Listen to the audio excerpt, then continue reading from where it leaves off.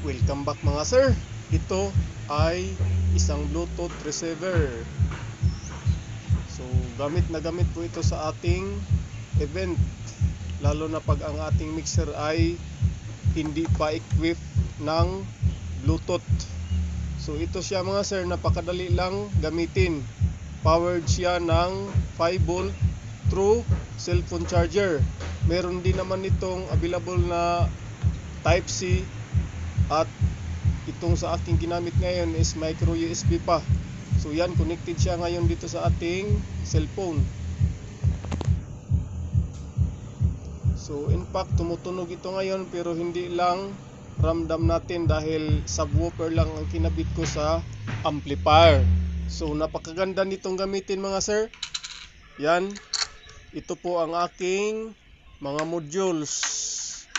May pula na version at may itim na version. So ito rin ang mga ini-install ko sa mga nire-repair kong amplifier para magkaroon ng Bluetooth. Mura lang naman ito mga sir, wala lang 50 pesos, hindi pa kasama shipping. So tip ko lang sa inyo, pag umorder kayo nito, damihan nyo na agad para hindi tayo lugi sa shipping. Anyway, sa mga overseas seller is kadalasan ay mura lang ang shipping. So tested na ito sa akin mga sir. Ito ang ginagamit ko sa mga event at pa-sounds dito sa bahay. So okay naman siya, hindi naman gaanong magbabago ang kaniyang audio. So yan ang ating MCB16 or MCB na D18.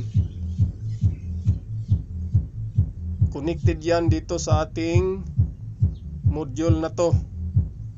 So try kayo nito mga sir, napaka simple lang ikabit. So ito po ang ating CE18 na pang bass.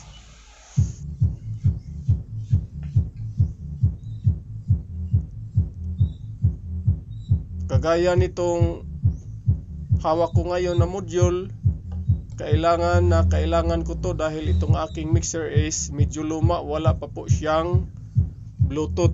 Ang mga bagong labas kasi ngayon ng mga mixer mga sir is may Bluetooth na siya, kumpleto na yon, may Apex, may built-in equalizer din.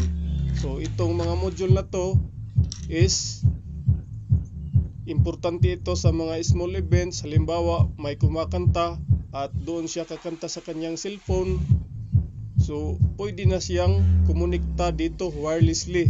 Nasubukan ko na kasi sa mga wired input papuntang cellphone.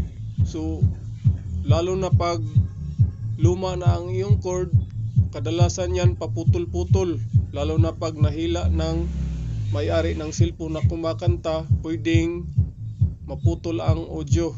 So iba talaga ang connected ka sa Bluetooth, napaka-convenience.